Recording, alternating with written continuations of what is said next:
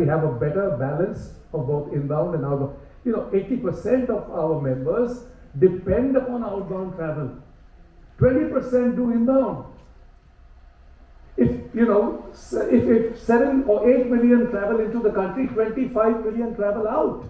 That's been our standard. So, if you want to, for example, if you want to promote more doctors, you don't shut down engineering colleges. This is doing that. You incentivize the doctors, which means you incentivize inbound, you incentivize domestic. We've been talking about getting, some set off on the foreign exchange earned by our members. That's still pending. You need, at the end of the day, this is the trade. We are the practitioners. The government makes the policies, the government makes the advertisements, but finally, who handles that business? The travel agent and tour operator.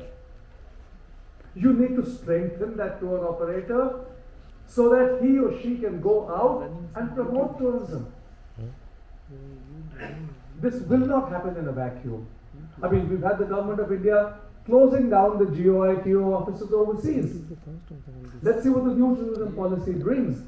But if we're closing them, needs a little bit of rethinking. But I do believe that the G20 is an opportunity for what I would term cultural diplomacy. This is the opportunity to take overseas and spread across the world the Indian traditional ideas, which are tolerance, which are Vasudhaiva Kutumbakam.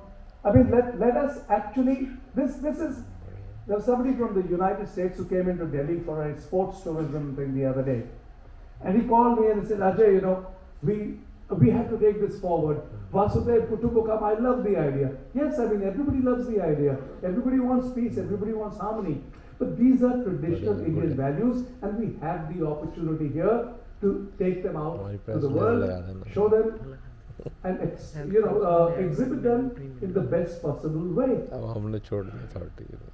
So this is an opportunity that we can definitely use. 40% of our arrivals are from the United States and UK. The biggest segment coming into this country is 35 to 54 years. Now we need to structure our marketing to reach out to this segment, because that's 28 or 30% of the people coming into this country fall into this 35 to 54 year bracket. We need to structure activities, we need to structure attractions, and we need to just market to them, because that is your biggest segment. Increase that, because they find something attractive in this country. Let's talk to them directly. What else? We need more rooms. A country this size has 50,000 rooms in the 5-star and 5-star deluxe category put together. How are we going to cater to greater numbers? So tourism infrastructure financing came in. Yes, Mr. Joshi, this is, we'll wind up very soon. I think lunch beckons, and so we need to have more rooms. We need to have more aircraft. Air India is bringing in 400 aircraft. We could support 5 more Air Indias. We have the potential. Only 1% of the people that come into this country arrive by sea. Cruising is a nascent industry over here. It's huge globally. Let's work on that. We have an opportunity there. We have potential there. Yes, right. You're right. And one more thing which I had proposed to the Ministry of Tourism: recognition of travel agents and tour operators. This whole business of having 2 people from IITTM or IHM, it is redundant.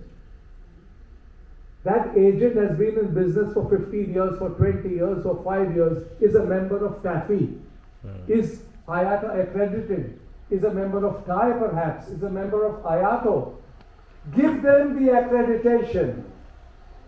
Today there are just about 600 people who are recognized by the Department of Tourism.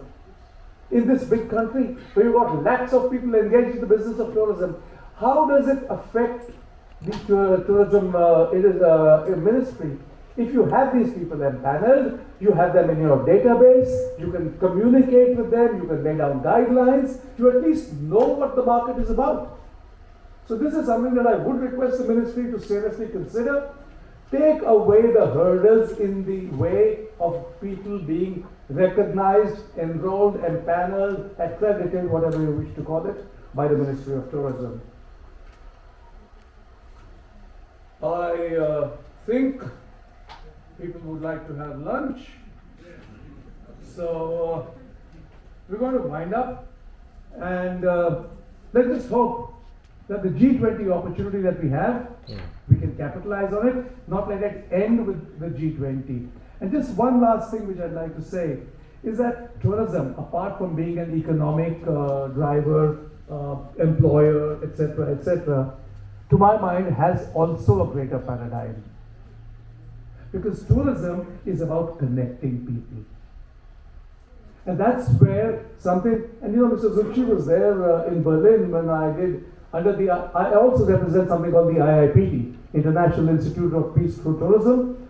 37-year-old body, we worked with the UNWTO, we worked with various governments across the world. The idea is every tourist is potentially an ambassador for peace. And if we as stakeholders in the business can drive this point through our networks and educate our passengers to travel with a gentle heart and open mind, and you will find that the differences